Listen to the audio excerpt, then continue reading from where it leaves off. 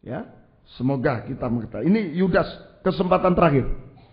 Tadi mencuri, sudah menolak urapan, kehilangan urapan, sudah kering rohaninya. Ditambah lagi berkhianat, lebih kering lagi. Ditambah lagi kesempatan terakhir, Tuhan mau tolong Yudas supaya kembali dalam minyak urapan, pelitanya kembali menyala. Tapi sayang, bukan aku ya Tuhan, pendusta.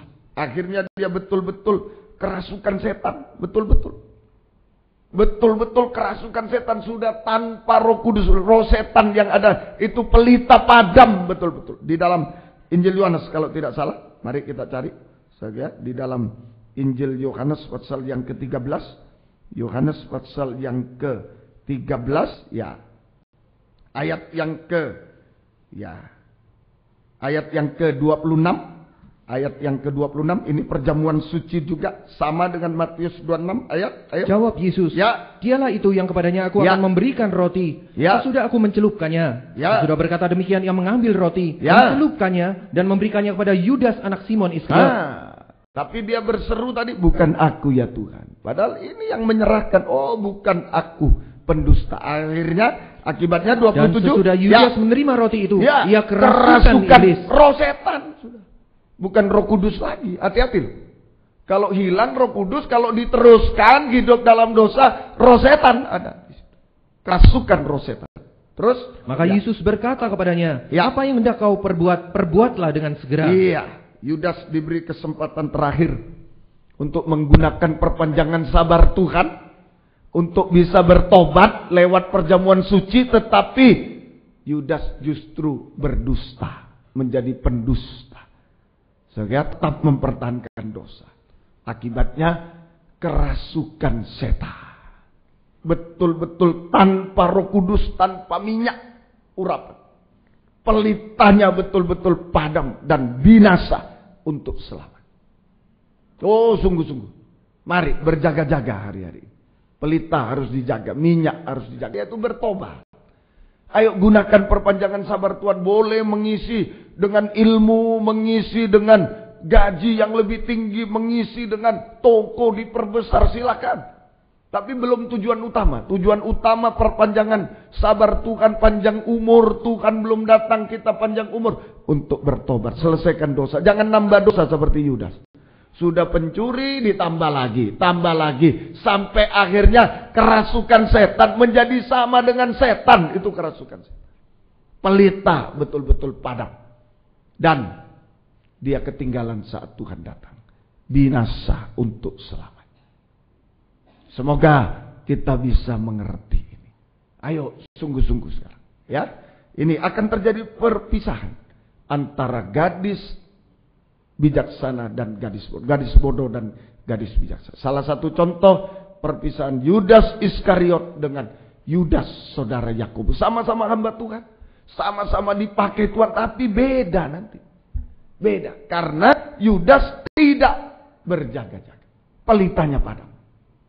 Sekarang kita tinjau Yudas 1 ayat 1 saja. Mari kita baca lagi tentang gadis bijaksana. Yudas saudara Yakobus ini gadis bijaksana. Yudas 1 ayat 1, mari. Dari sebelum Yudas, kitab Wahyu. Ya. Dari Yudas hamba Yesus Kristus dan saudara Yakobus kepada mereka Terima kasih sampai di situ.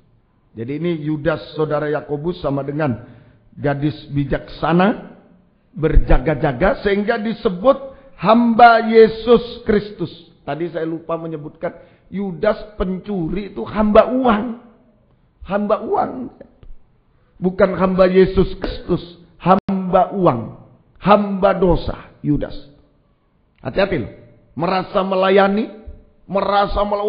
Melayani Tuhan. Khotbahnya bagus om. Ya. Waduh main musiknya bagus. Oh sangkurnya bagus. Melayani. Merasa melayani Tuhan. Tapi kalau ada dosa-dosa bukan hamba Yesus. Hamba uang. Hamba dosa. Yudas hamba dosa. Ya, ini kerasukan setan menjadi sama dengan setan, hambanya setan, hamba dosa, hamba uang Yudas. Tadi ditambahkan sehingga pelitanya betul-betul padam. Ya, tapi Yakobus ini Yudas saudara Yakobus mendapat panggilan hamba Yesus, mendapat predikat sebutan hamba Yesus Kristus. Nah, ini yang penting. Hamba Yesus Kristus. Ini berjaga-jaga. Yudas saudara Yakobus sama dengan gadis bijaksana yang berjaga-jaga, bertobat. Sehingga disebut hamba Yesus Kristus. Artinya apa? Hamba Yesus Kristus. Artinya yang pertama, hamba kebenaran. Hamba Yesus Kristus itu hamba kebenaran. Benar, hamba kebenaran. Dulu kita berbuat dosa. Semua manusia sudah berbuat dosa. Sejak Adam dan Hawa berbuat dosa, dibuang ke dunia, semua manusia sudah berbuat dosa, termasuk kita. Ya. Jadi dulu kita sudah berbuat dosa sama dengan hamba dosa. Ya, dahulu kita berbuat dosa itu sama dengan disebut hamba dosa.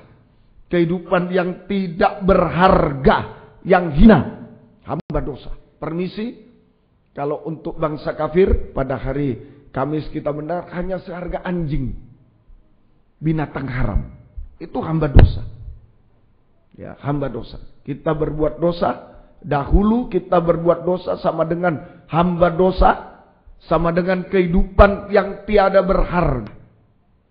Kehidupan yang hina, hanya seharga anjing di hadapan Tuhan, bangsa kafir. Maafkan agak kasar, tapi untuk menolong kita.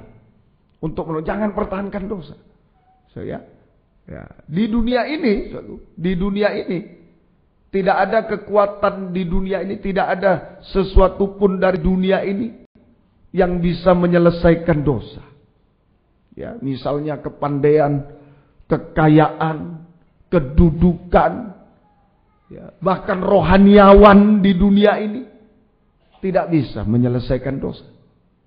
Tidak bisa menyelesaikan dosa. Sebab rohaniawan termasuk saya orang berdosa juga. Nabi-nabi, rasul-rasul semua orang berdosa. Tidak bisa menyelesaikan dosa. Semua di dunia ini, ya, tidak ada yang bisa menyelesaikan dosa.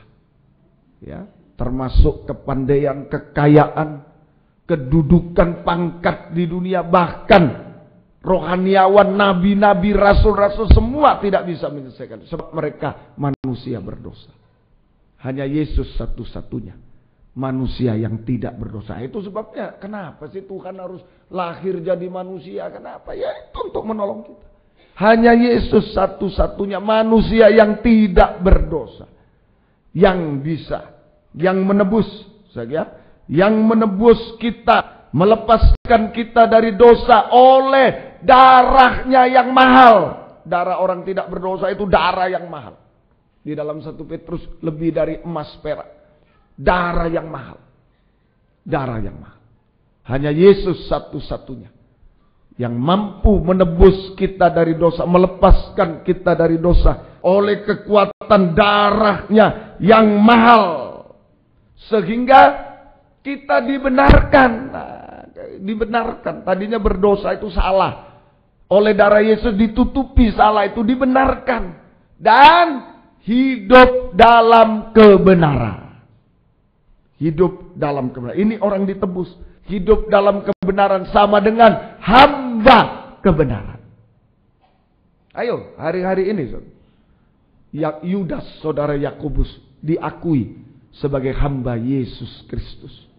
Yudas tadinya memang diangkat sebagai rasul, sebagai hamba Tuhan, hamba Yesus Kristus, tapi dia lengah, tidak berjaga, menjadi sama dengan setan, menjadi hamba setan, hamba dosa.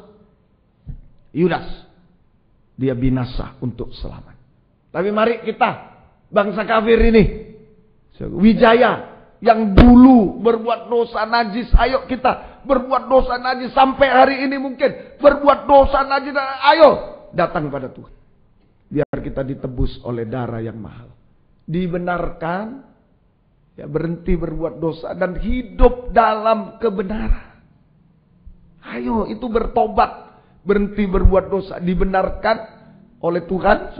Sesudah itu kita berhenti berbuat dosa, jangan ulangi lagi. Sesudah dibenarkan, jangan diulangi lagi. Berhenti, bertobat, dan hidup dalam kebenaran. Sama dengan menjadi hamba kebenaran. Itu hamba Yesus Kristus, hamba kebenaran. Ayo saya ulang-ulang ini. Belajar. Sesuatu yang tidak benar dibuang. Yang kecil-kecil dibuang. Dari yang kecil-kecil buang semua. Jangan pertahankan yang tidak benar. Ayo datang pada Yesus. Kalau ada yang tidak benar, ada yang najis, kotor, datang pada Tuhan. Ngakulah. Bertobat, darah Yesus menebus kita. Membenarkan dan hidup. Sesudah dibenarkan kita harus bertobat. Jangan ulangi lagi. Dan hidup dalam kebenaran. Itu hamba kebenaran. Nah, sudah cukup. Ini kehidupan yang berharga. Jadi berharganya manusia itu bukan dari titelnya. Bukan dari gelarnya. Di hadapan Tuhan. Berharganya manusia. Mahalnya manusia. Di hadapan Tuhan. Bukan dari gelarnya. Bukan dari mobilnya, rumahnya, kekayaannya, kepandaiannya, kekuatannya, pangkatnya. Bukan. Tapi dari kebenaran. Biar dia miskin kalau benar dia berharga. Apalagi kalau dia kaya tapi hidup benar. Itu berharga di hadapan Tuhan. Mahal di hadapan Tuhan. Ini hamba kebenaran. Ini kehidupan yang berharga. Yang mahal di hadapan Tuhan. Hamba kebenaran. Itu hamba Yesus Kristus. Mazmur 5 sering kita baca. Kalau sudah benar itu kita sudah dipelihara, dilindungi. Diberkati, dipelihara, bagaikan biji mata Tuhan sendiri dipelihara. Mahal, sangat mahal. Nggak boleh dipegang. Saudara punya mobil paling mahal mungkin? Nggak boleh dipegang siapapun. Tapi kalau diparkir dipegang juga.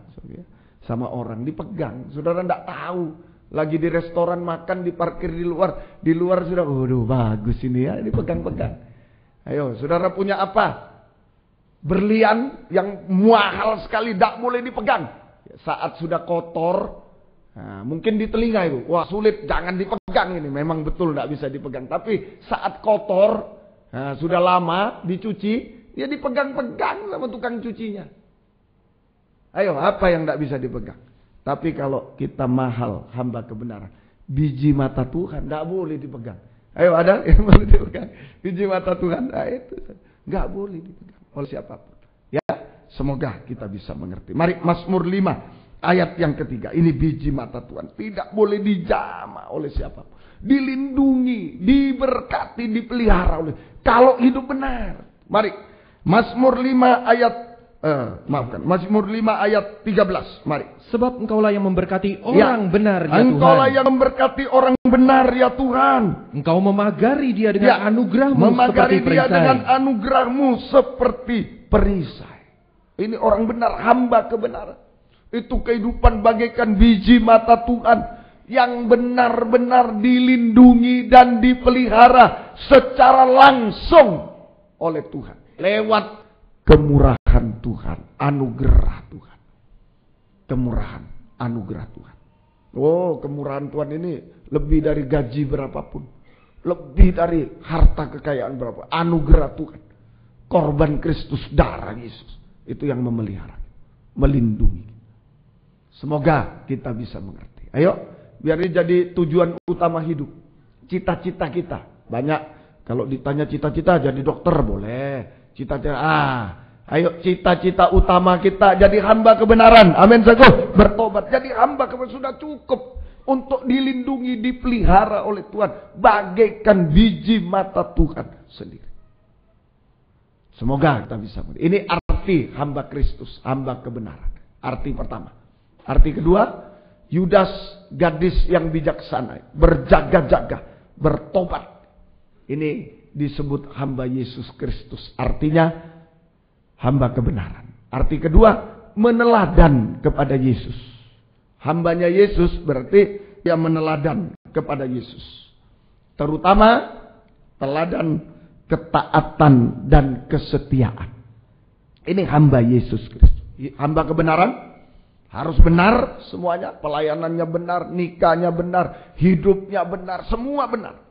Kalau masih berdagang yang benar, bersekolah yang benar. Itu hamba kebenaran. Di luar itu hamba dosa. Kalau diteruskan, jadi Yudas, hamba setan, hamba dosa. Kan? Sudah tidak tertolong lagi nanti. Kalau perpanjangan sabar Tuhan sudah tidak ada. Saya selalu ingat kata-kata Opa